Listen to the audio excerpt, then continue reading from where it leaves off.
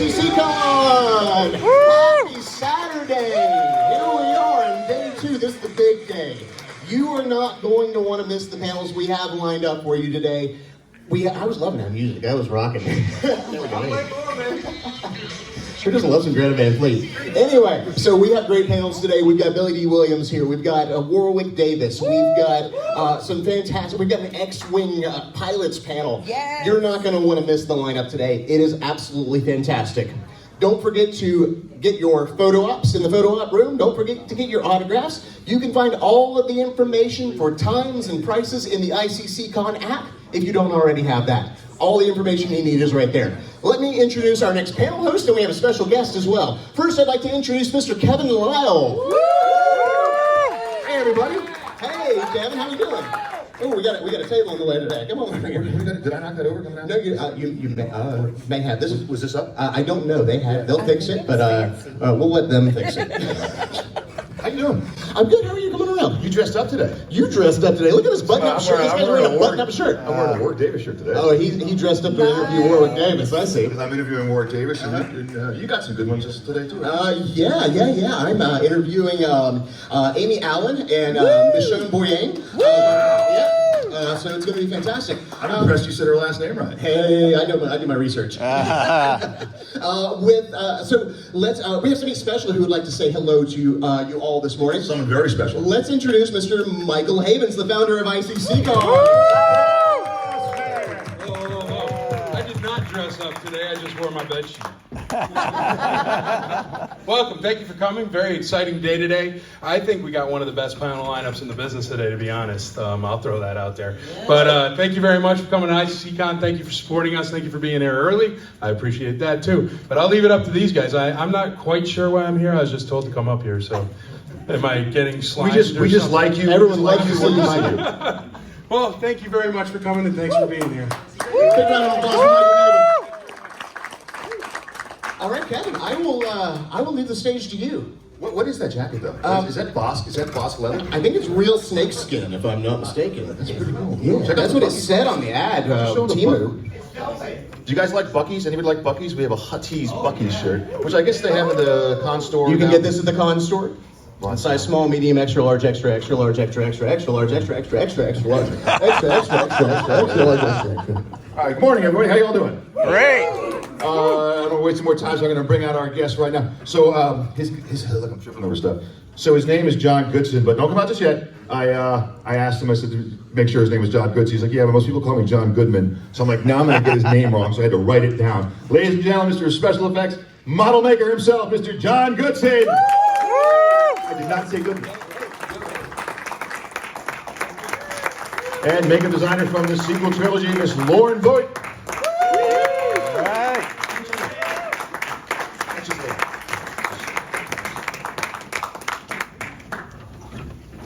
So good morning, welcome to our first panel here at ICC Saturday. This is our big day. This is the day that's going to be the most crowded. You're going to look at the size of the audience we have here. So how are you guys doing today? Good. Good. That microphone to your... Oops. Microphone. Doesn't So work. is this, John, I'll start with you. Is this your first time in Nashville? Other than layover, yeah. So you've been to the Nashville airport. Yeah. I have to drive here every year, so all the way from New York. I was going to Pensacola last year for something and stopped in Nashville briefly. No, it's a great city. So I think Lauren, have you ever been here to wonderful Nashville? So No, I haven't. you guys gonna get a chance maybe sometime this weekend to go out and see the city? It's a great place. Maybe. Yeah, we'll see. All right, so John, I thought I'd start with you. How'd you get involved in Star Wars? And let the audience know, most of them probably already know, what exactly it is you do for the wonderful series. Well, it's interesting because when I was a kid, when I was about 3 years old, Lost in Space was on, and the Jupiter 2, their flying saucer got taken into it was the derelict episode. And I was fascinated at age 3. And then Star Trek came along a couple years later, and my neighbor got me watching it, and he gave me a copy of the making of Star Trek. So I knew it wasn't real, but I was totally fascinated by it. And then when Star Wars came along, I started writing letters to Lucasfilm going, hey, I want to come in Ross 14. I'm like, I want to come and work for you. And they'd write me back going, thank you for your letter. Please don't write us anymore. Your letter's on file. Get lost, kid. And years later, though, so I got a job at ILM in '88 and for a week. and I was there for 31 years. And Wow. at one point, they sent me to this one warehouse space we had called Faraway Bay, and they go, see if there's anything we want to keep over there. And I went and opened the door, and you can see this light kind of go into the room, and there was the sand skiff, and there was the snow speeder, and mine cars, and speeder bikes, and boxes full of stormtrooper outfits, Ewok costumes, all kinds of wooden patterns and things from the model shop. And in the very back corner of that room, it's a little cardboard box about 6 inches square, full of letters. I thought, I wonder, and my letters were in there. They were in a file in a cardboard box in a warehouse nobody goes to. But so I started there in '88. I worked in the model shop for about 15 years, and then on episode 3, transitioned over to computer graphics, doing digital paint. And so half my career there was miniatures, half my career was doing computer graphics, and then I've gone back to doing miniatures for them now. So it's been all over the place. Yeah. Okay. Lauren, how about you? How'd you get involved with the saga? Well, it goes back to when I was 5 years old, and my dad took me to see the Nutcracker, and I was fascinated by the mouse suit. And I just, oh man, I gotta make a mouse suit one day. And so I was doing a bunch of other stuff, and art school, college, all that stuff. And then I came out and I got a job at CWI, Chris Wayless Incorporated. And I was doing stuff there, and they said, oh, you should go to the bigs. You should try it, George's, you really, and I'm like, oh, no. And so one day they called me. I had a good reputation, and they called me, and I was so thrilled to get over there. And I was there for a week, and then I was there, and that was '83, and I was there till I can't quite say 2006, because there was off and on times, different movies, different stuff. And I got to work on Nightmare Before Christmas, and James and Giant Peach, and Coraline. So I kind of went off to Oregon to do the stop motion stuff for a while, as it had gotten more and more digital. So I evolved, because first I was a creature maker, then I was a model painter, then I was a stop motion puppet maker. So all one step ahead of the crowd of CG people behind me, So I finally got aced out, but I still do a bunch of stuff for other people. Very thrilling, to go to work and be around all these wonderful creative people. It was, you couldn't ask for better. It's very exciting. I just was at the model shop reunion last Sunday. And so everybody still gets together, and it was just a really unique time. And even in film history, it was a unique time. So. We're just out of curiosity, where was the reunion at, and where was my invitation? I know. Where was it at? Was it out in California? Yeah. Okay, cool. Is that where you guys live? At the Marin Rod and Gun Clubs where we had it. You guys were both at the reunion? Yeah. Yeah. Oh, okay, cool. So why didn't I get an invitation? It was really interesting because Lauren Peterson, and you guys know who Lauren is? Absolutely. Yeah, so it was Lauren's 80th birthday party also. So we had a reunion, 80th birthday party. And Lauren got up and spoke, and he said, and it's really interesting, the model shop still gets together regularly. And how long has it been since the shop closed? I don't know, too long. Yeah, 10, 12 years at least. Yeah. And that group of people, we still get together probably 2 or 3 times a year. And the computer graphics department, nothing. So it's these really different worlds. And Lauren stood up and he said, we were fortunate enough to it was like being in Florence during the Renaissance. And that really stuck with me, because it kind of was. When we were doing all this stuff, you had a really interesting group of people that made up the model shop and the creature department. All kinds of different backgrounds, different experiences, and all that stuff played into it.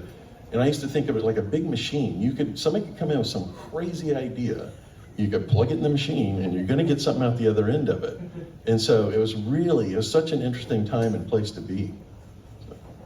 One time I was with the stop motion stuff there was Miramax. There was a contract that they wanted me to sign for Henry Selick's next film, and it was, well, what do you do for them? And I'm like, all these guys, this guy has the idea, this guy can draw it out, but I can make it real, and I can make it happen on stage.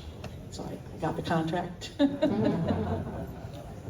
So John, what's your favorite model that you've designed? And I'd like to emphasize that, other than the Razor Crest, if that's going to be the answer, because we're going to go separate. That's like a character itself. I want to talk about that independently. But so what's your favorite model after? Is it the Razor Crest? You can just say it. But. The Razor Crest was a pain in the ass. We're gonna get there later. So what's your That favorite? was a pain in the neck. You know, actually, I really like the Skeleton Cruise Ship, which we'll see in December. Wow. Okay. Yeah, that one, and you know, and I don't know why so much, but it was funny because we did, the Razor Crest was a 3D print, but it was done at low resolution, and it came with all kinds of complications, and 3D prints are not resilient enough to use on stage, because you have to remount these models and stuff, they get manhandled. A 3D print's gonna crumble to dust.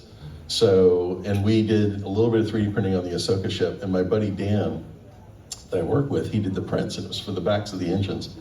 And I took that ship, before we shot it, I took it to Celebration in Anaheim, and I'm setting it up, and the engines, they're falling apart, and I'm like, damn, you know, these 3D prints, they just make me crazy. Yeah. So I said to Dan, I said, okay, we're not doing 3D prints anymore after this.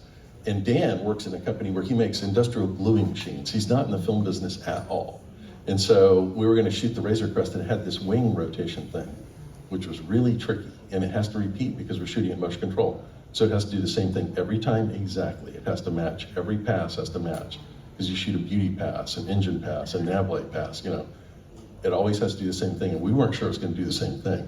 So I said to Dan, I said, when it comes time to shoot that, you're gonna be on stage. So I brought him in for 3 days of stage support. He's never done that before.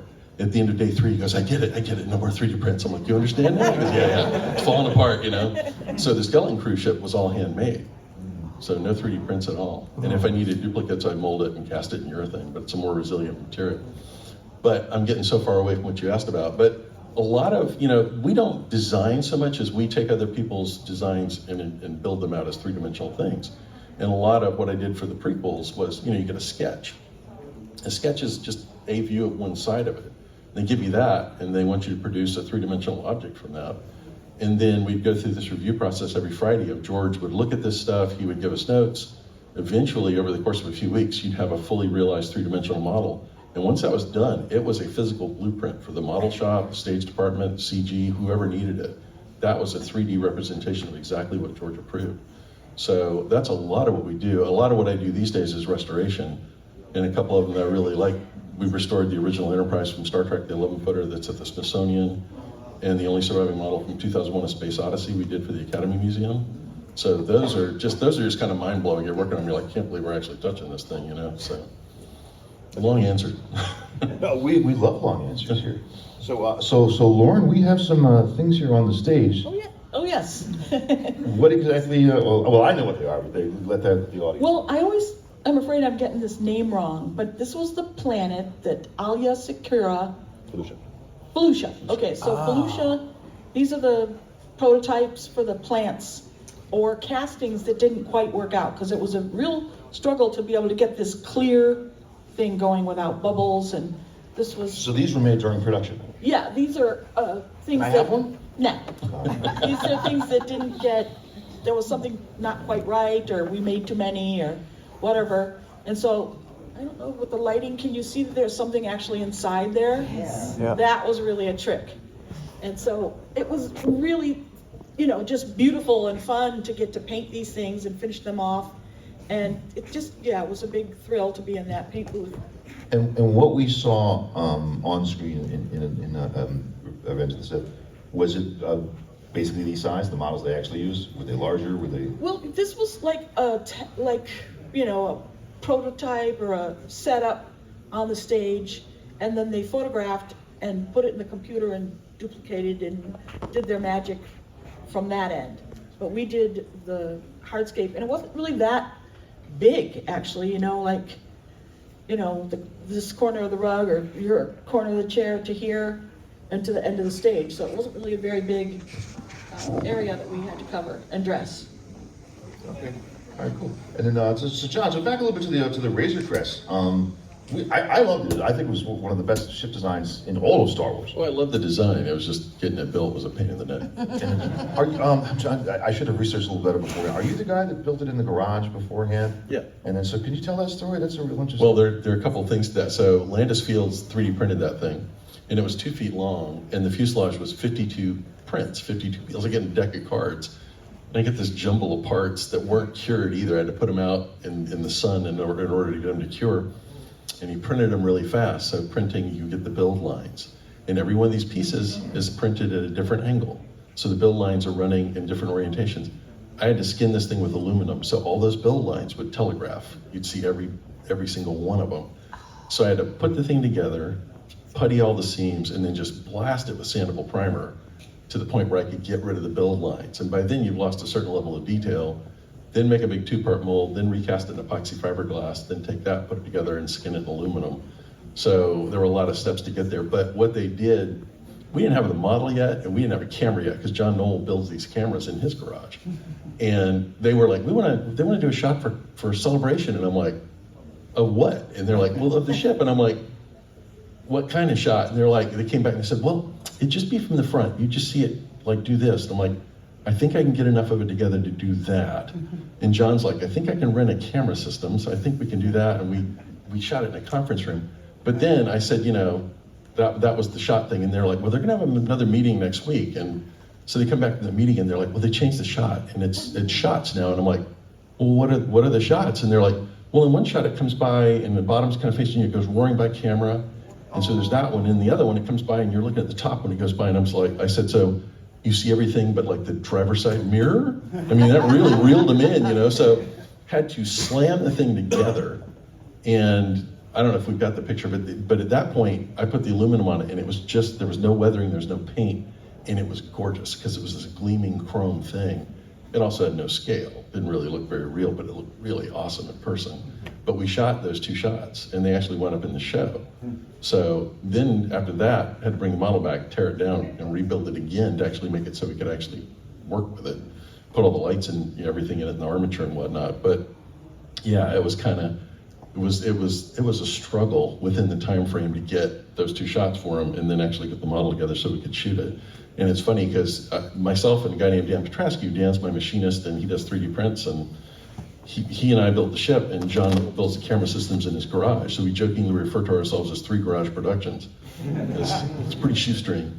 And then the ship was obviously very popular, and they did the what do you call that, crowdfunding for the Hasbro toy. Yeah. HasLab. Thank you. Anyway, and then it was very successful. Everybody loved it, and they blew it up. Yeah. It was like it's almost like blowing up the Millennium Falcon. I was surprised they did that. Well, it was funny because I was down at Manhattan Beach and Dave Filoni was down there, and they were filming the episode that had Timothy Olyphant in it. There was that town where he was, and we were over on that stage, and they built that whole center of that, like it looked like a Japanese feudal village. And so we're in there, and David said they were going to blow up the Razor Crest. And I said, let me tell you a story. I said, the Enterprise was an integral part of Star Trek, and the reason was Gene Roddenberry was B-17 commander or captain, and that B-17 was part of that crew. That's a 10-man crew in that airplane. They flew that airplane every time. That was as much a crew member as any of them. And so for Gene Roddenberry, the Enterprise was a very dear thing. Harv Bennett came into Star Trek around Star Trek 3. And I think he might have been involved with Star Trek 2, but on 3, Harv destroyed the Enterprise. Harv flew Hueys in Vietnam. There was no attachment to those. You got into whichever one was available and you went out and flew it if it got destroyed, whatever. So he didn't have that connection to the Enterprise, so he blew up the Enterprise. So I said to Dave, you're doing Harv Bennett's what you're doing. You're killing the 3rd member of the crew. You got Baby Yoda, you got the Mandalorian, and the ship. And he's like, that's too late now. Okay. So yeah. Did you work at all on helping to build its successor? Well, I guess that was an episode 1 model, which actually you probably did work on. No, actually that was a digital one, and they built that full size, which was really impressive because they had that at the Anaheim's, the Mandalorian experience. And that was pretty amazing because it's like 34 feet long. And they had Grogu in there, and they had a crew behind the scenes, or behind the curtains, from Legacy, which is Stan Winston's company. And the Grogu, you could look at him and wave, and they could see you. And he would look back and he would wave. He was interactive. Yeah, I can show. I have a video of that on my phone. Okay. Me and my friends, we went to that. Okay. I've been to like 10 or 11 celebrations. That was the best exhibit ever. At So you walked through where the ships were, the models. Yeah, of course. Yeah, so I was in there. I walked several times because all of my friends kept asking me, especially these 2 in the front, can you get us in? Can you get us in? Because I'm Kevin Lyle, so I can get that's fine. So I went in like several times. I spent like 3 hours in that room. And one time we went in, and what's his name? Dave Filoni. Not Filoni, Favreau. Favreau walked around the corner, took pictures and autographs with all of us. It was the best part of the whole weekend. That was funny, because at Favreau, a while back, we were looking at the Razor Crest, and he walked over, he's looking at it, and he goes, it looks, and I said, what? And he goes, it looks so handmade. And I said, well, it is kind of handmade. And he goes, it looks so different on screen. I said, you mean it looks better? He goes, yeah. I said, well, it's moving, and it's in the dark. It looks better like that. And he goes, well, so do I. And he turned around and walked off. How's it like working with him? I don't interact with him that much, but I just saw him a couple weeks ago, and he's great. He's great. So yeah, he's really fun, and I think people really like working with him just because he's such a nice guy, and he's quick on his feet he's really funny. So he seems great. Is he involved at all in Skeleton Crew? With what? Is he involved at all in Skeleton Crew? That's not his production, is it? Skeleton Crew. Skeleton Crew? Skeleton. I don't know. Yeah, I don't know. Is there any tidbits you can give us about Skeleton? Nope. I mean, it's just 2 months down the road. I know. Is it 2 months from today? Is it almost just under? Well, we shot Ahsoka, all the ship stuff for Ahsoka and Skeleton Crew at the same time. So I think we had about 5 weeks, but that was March, April 2 years ago when we shot that. Then the strike happened, and that of course slowed things down. And then I think they chose to kind of stagger the release to when it's coming out now. But at one point they showed the ship. For a celebration in Europe, we actually filmed a thing on a Sunday. We all came in on a Sunday, and I can't remember, there's John and Chris. John was the guy that directed it, and Chris is the guy that wrote it. And they stood up behind the Skeleton Crew ship with the blue screen behind him, and they said, hey, we're not there, but we're at ILM shooting the miniature, and blah, blah, blah, blah. And I never heard one word about it. It's like it didn't happen. So it's been shown, it's on the poster. You can see it on there, but yeah. I can't say anything. They would hunt me down and kill me. You could tell. We're not gonna. Wouldn't leave this room, I'm sure. You can totally trust us. Well, the other thing is, I work with the miniature stuff, so in terms of the broader strokes of what the show's about, I mean, I get a little bit of a sense of that, but our part of it is kind of like, here's some storyboards, here's the ship, build this, and there was a specific thing about the ship that was a little bit complicated that was unusual. And I can't go into what that was, but yeah. Anyway, so we're not exposed a lot of times to all that much of the details of what goes on. Sometimes, I remember on Phantom Menace, I worked in the art department for 2 years on that, and we didn't have a script. So for the longest time, we're just working without a script. And then finally, George brought in a script, and it had something like 20 different times of copy protection on it, and all kinds of stuff. And they were like, if you try and Xerox it, it'll disappear from the heat of the printer. And we're like, we took a torch and we waved it on the front page, and it didn't disappear. We're like, that's bullshit. But I'm like, here we are. We finally get the script and we're waving a torch on it. I'm like, what are we doing? Wow. We are going to be opening up to the audience in a couple of minutes, but I just want to add a few more questions. Did I just get that? Okay. Little signal from the manager in the back. But Lauren, so you had a really cool job in Star Wars, and I don't know how to say this without sounding creepy. You got to put the makeup on Amy Allen as the blue makeup, and let's talk about that a little bit. Oh, there she is. Yeah. Look at that. Like, oh God, I'd pay to do that. Did I just say that out loud? Anyway, so. Well, it was just like another day at work. She was nervous, and I was there the day George said, I can make you a star. Just plucked her out of the production crew.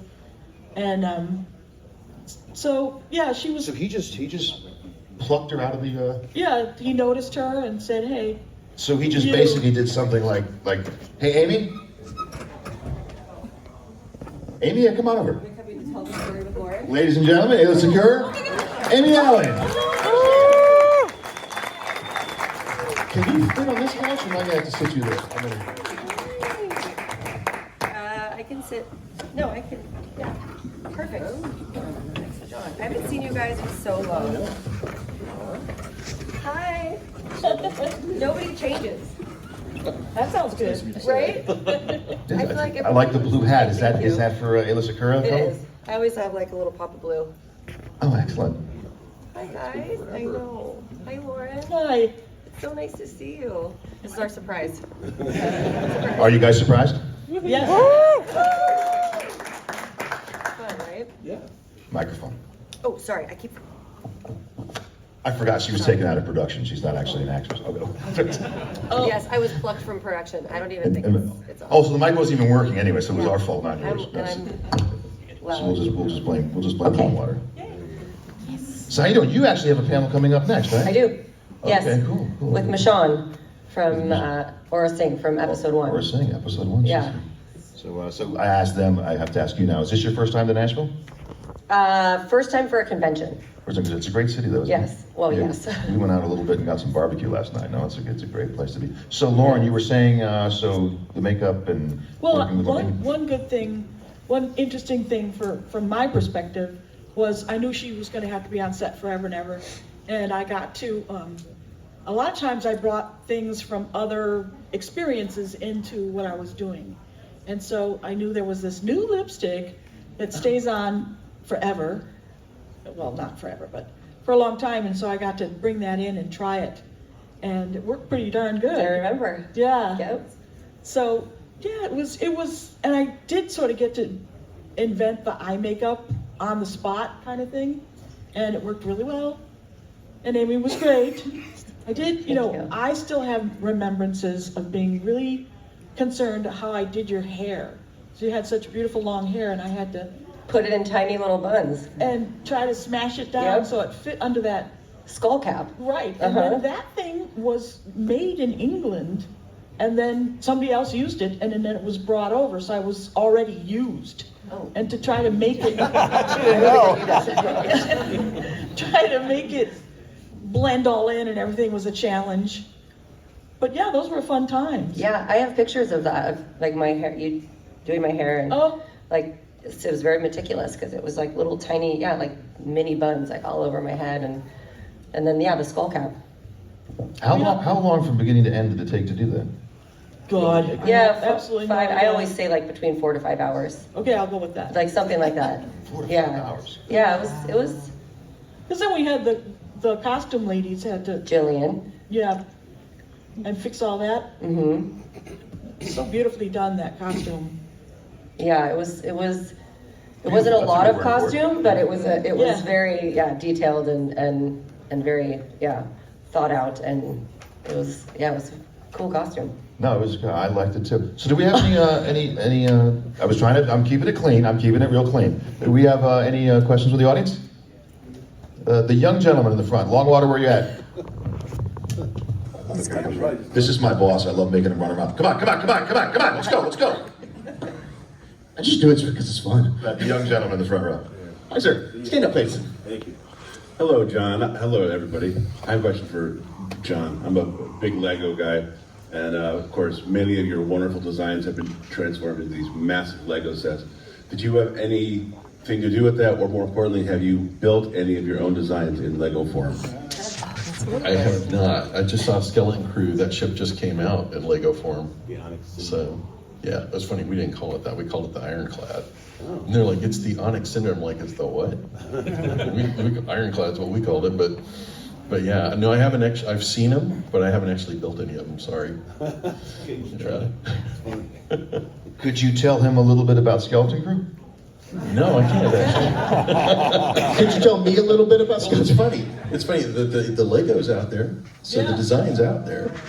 But yeah, I don't feel like I can still talk about it. Other Can you than that. could you tell me backstage when we're away from the audience? Nah. But that question was from the famous Glenn Nelson from High Adventure, who's performing tonight, I think, out in the courtyard. Oh, let's just stand up and give it up. My wife calls him my Star Wars husband. He lives not too far from me, actually. We hang out and do all our Star Wars stuff together. Any other questions from the audience? I've got one right here. Stand up, please.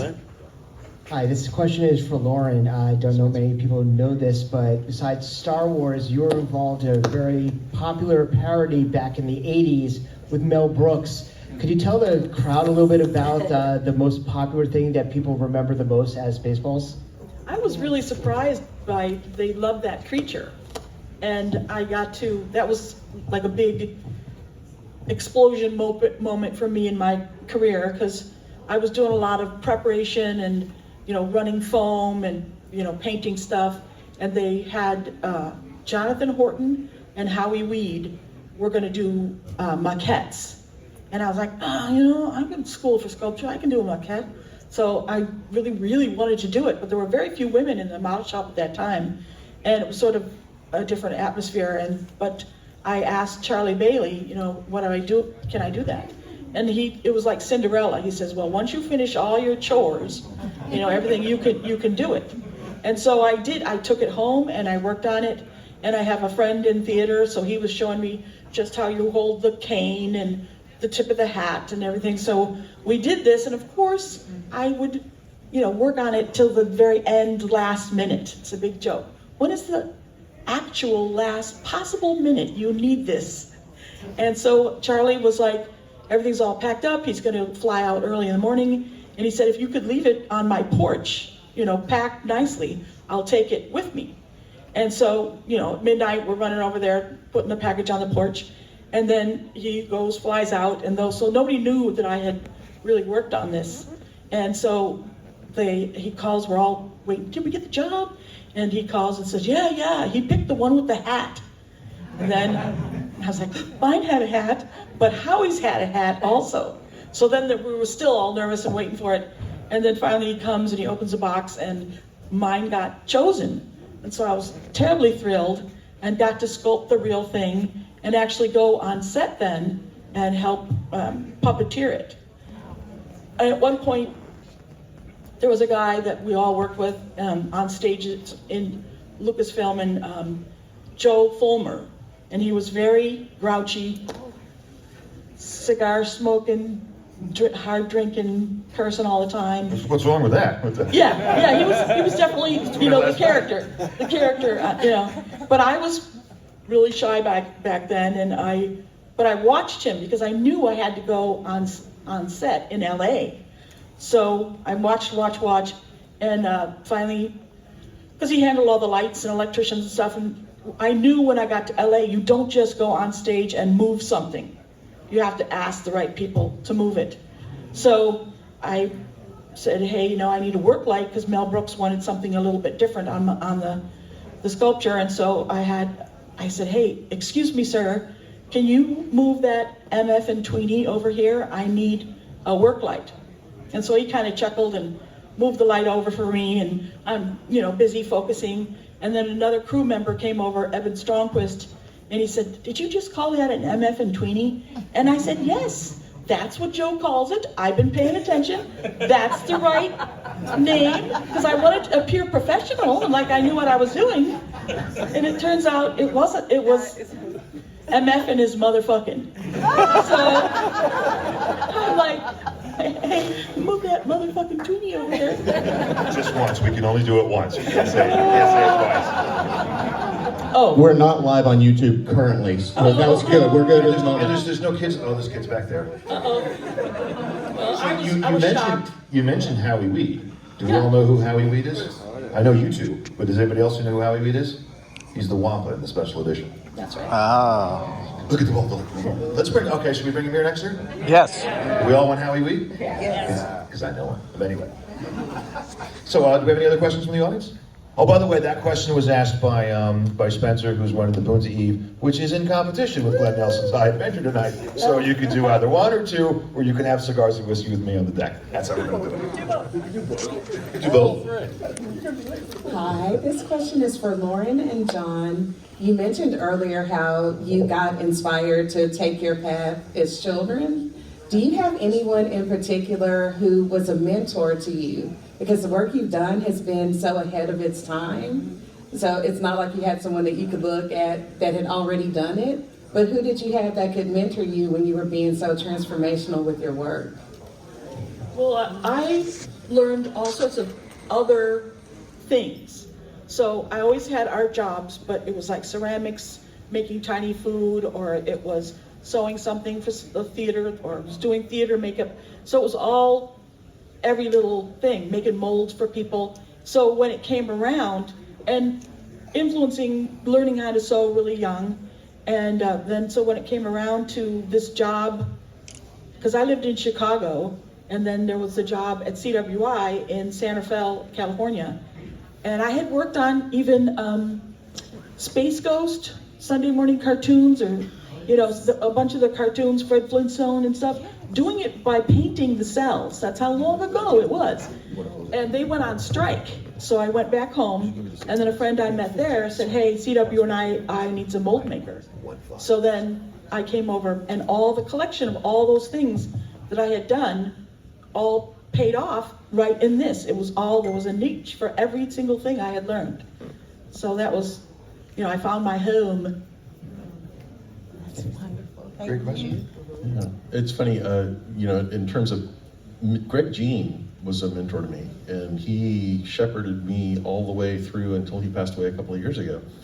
But he was always a sounding board, and I remember I came to ILM in '86 and visited because a friend of mine, Tony Hudson, had gotten a job in the creature shop. And so I came out for 5 weeks and stayed on Tony's couch and went to work with him every day, and Greg was there working on Batteries Not Included. And I interviewed with Steve and Lauren and Mizo Young and Charlie Bailey, and I talked to Greg, and I had a year left in school. And I was talking to Greg, and he goes, go back and finish school. This is gonna be here, but go back and finish school. And that was really good advice, and I did that. But Greg helped me, he helped me get in the academy. He got me a lot of work with Paramount. I do a lot of restoration work for Paramount of their Star Trek collection. But Greg, all through my career, he was always there and always kind of helping to push things a little bit forward. But the other thing too is in the model shop, I got there in '88, I was 25. And I got there and I thought, I knew how to do everything. And I kind of got there and I was like, why do they paint with this horrible paint? They use this stuff called railroad colors, and it was really flat. It's because of blue screen. And I thought I knew how to paint. I didn't know what the hell I was doing. But the thing that was so great about the model shop, and I found it to be true in the computer graphics division as well, was people were really willing to share.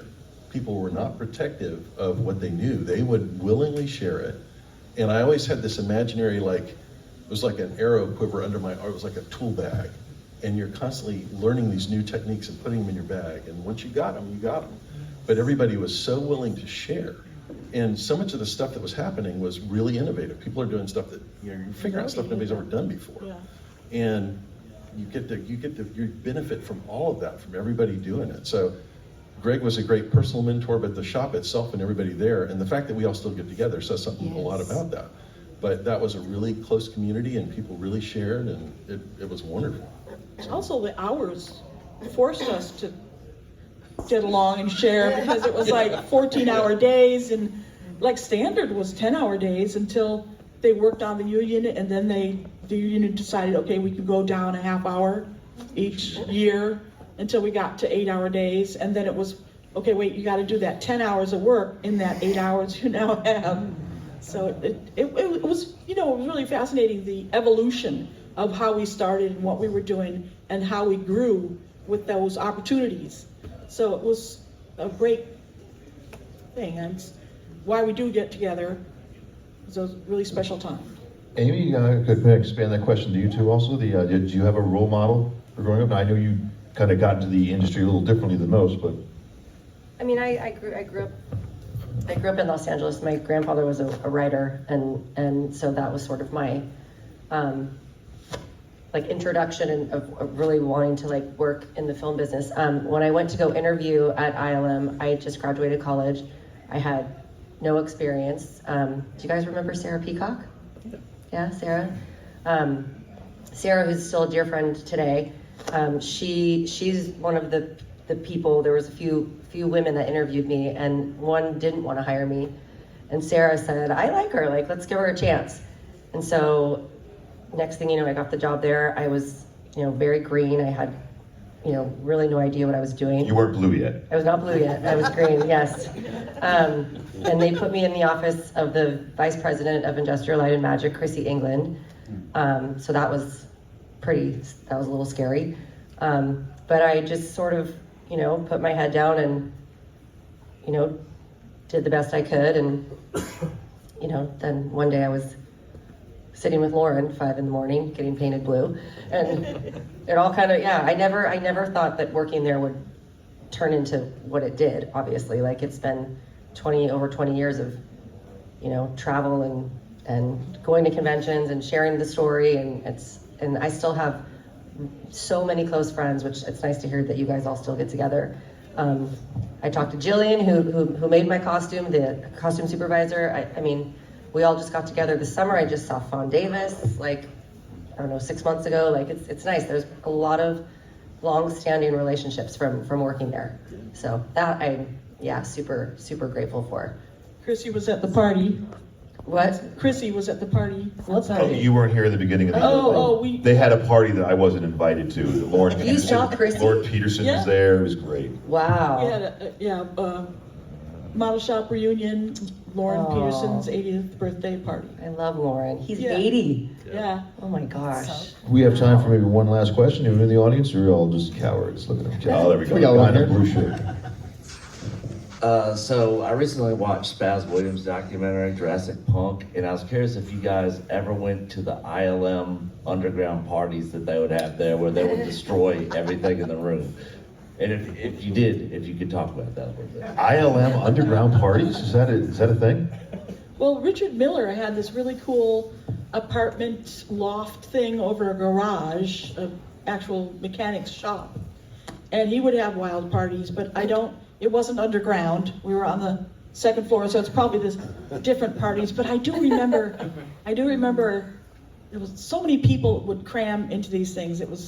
And he was the sculptor for 18 years at ILM. And so all this beautiful stuff around his house.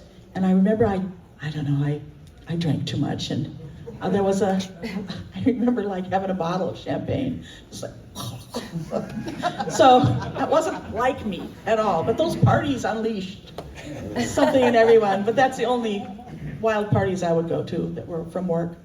Yeah, it's Spaz, that was a computer graphics division, and we didn't really mix that much kind of back then. That was a different world, so yeah. And it's funny because Steve, to this day, he calls our house because of the Light and Magic documentary, and he calls me and Kim. I never met Steve, but he calls the house at all hours, wanting to talk to us, and I'm like, okay, I don't know, it's kind of like having a stalker. But yeah, it's interesting. He was in a really different world than what we were in, and we just didn't cross-pollinate that much. We used to call it, they've gone to the dark side. When somebody would get the job over in computers, it's like, that's not gonna last. They can't make it look real. They can't make it look like fur. I've got a niche because I can still do fur.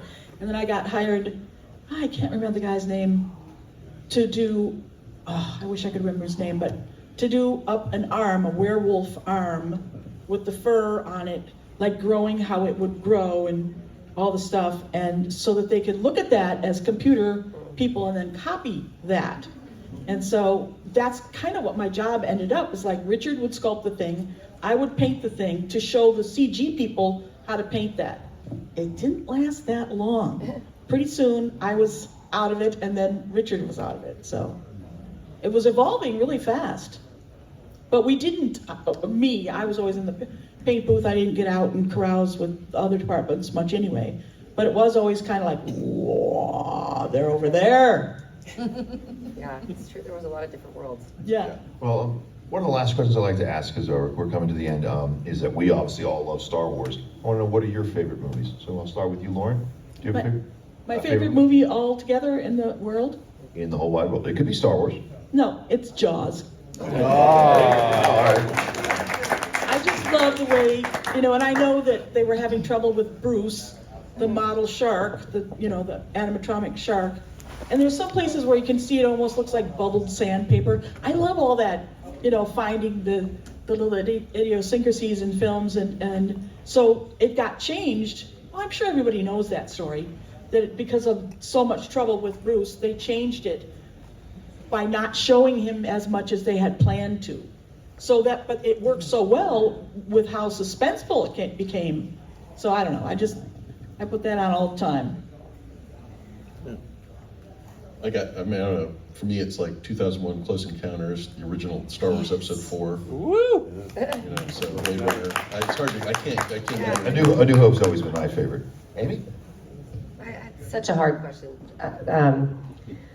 You could do an honorable mention like he did. I always go back to American Graffiti, because that's the first thing I watched with my dad, and that's like our thing, so. Okay, great. Well, I want to thank all three of you coming, and our special guest, Amy, who has a panel coming up next with Michonne. Yes. And then you guys are also appearing tonight at the Bunta Eve, which is here. Spencer is here in this room, right here. Am I a part of it? No, I'm not, am I? Anyway, but anyway, I'll still plug it for you. So you guys will be signing here tonight, right? Yeah. That's really cool. And then that's tonight at what time? It's at 8 o'clock, 8 to 11, right here in the room. And so I want to thank you guys all for coming, and then hopefully we'll get Howie Weed here next year, right? But thank you guys very much. Mr. Longwater's going to come back out, and he's going to bore you with some boring dad jokes.